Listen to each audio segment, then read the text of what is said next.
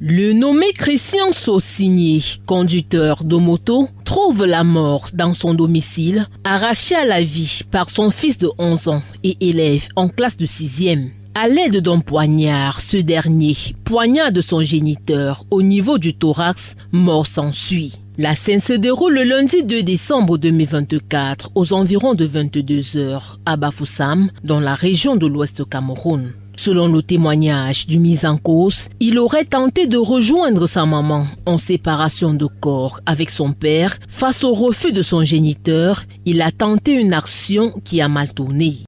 Pourquoi tu as poignardé ton père? Pourquoi tu l'as tué? Parle fort. C'était pas ton intention. Tu fais quelle classe?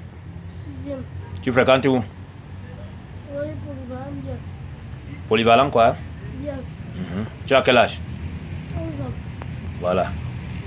C'est quoi? Pourquoi tu as donc poignardé ton père? Ça s'est passé comment? Explique-moi. Je voulais partir chez ma mère. Tu voulais partir chez ta mère et tu as demandé à ton père, il a refusé.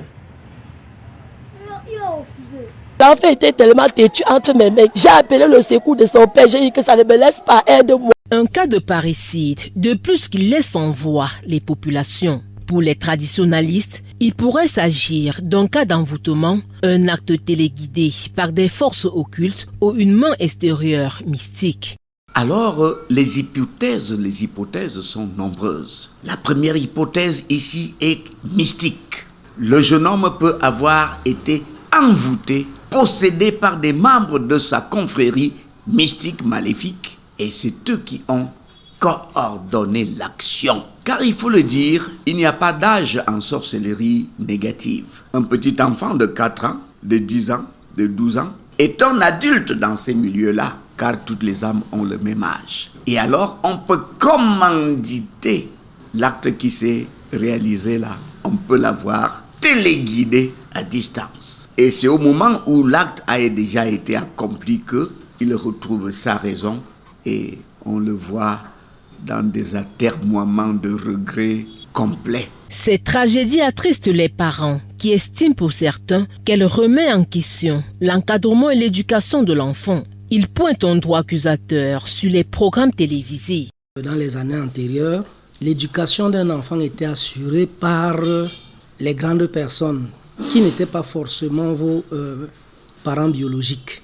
Un voisin pouvait corriger votre enfant sans que ça ne choque le parent biologique. Alors c'est une interpellation.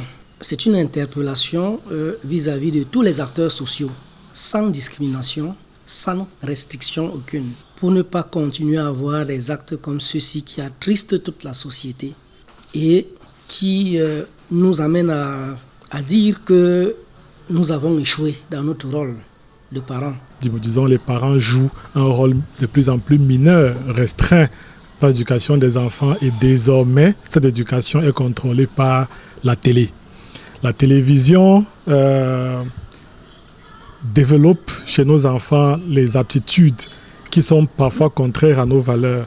Et j'ai le sentiment de plus en plus que, en tant que société, nous avons renoncé à contrôler ce qui, ce qui oriente le développement de nos enfants, leurs pensées, leurs attitudes, leurs connaissances.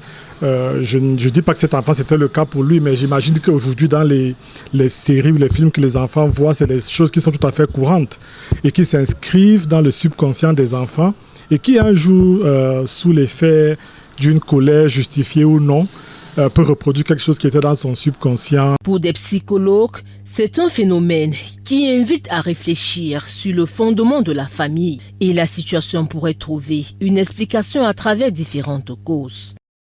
En réalité, c'est un enfant qui est en train de renoncer à la famille, qui est en train de détruire les fondements même de sa filiation, de ses identifications. C'est un phénomène qui peut faire peur, mais qui doit également inviter à réfléchir davantage sur quoi est fondée la famille de nos jours. Les parents constituent la base de la famille, le socle des identifications de l'enfant. L'enfant se regarde et se reconnaît et se retrouve à travers ses parents. Mais lorsqu'on dit parents, on parle de deux personnes, d'un père et d'une mère. Un enfant qui en vient à lever la main contre le parent au point de lui ôter la vie, c'est un enfant qui s'inscrit dans la destruction. C'est un enfant qui est en train de supprimer les bases de sa propre filiation, les bases de son identification. C'est un enfant qui prend la place du père. Cet acte, selon le crypto-communicologue, pourrait avoir des effets néfastes sur la vie de ce présumé assassin encore mineur. Le corps de son défunt géniteur est gardé à la morgue de l'hôpital de Bameka.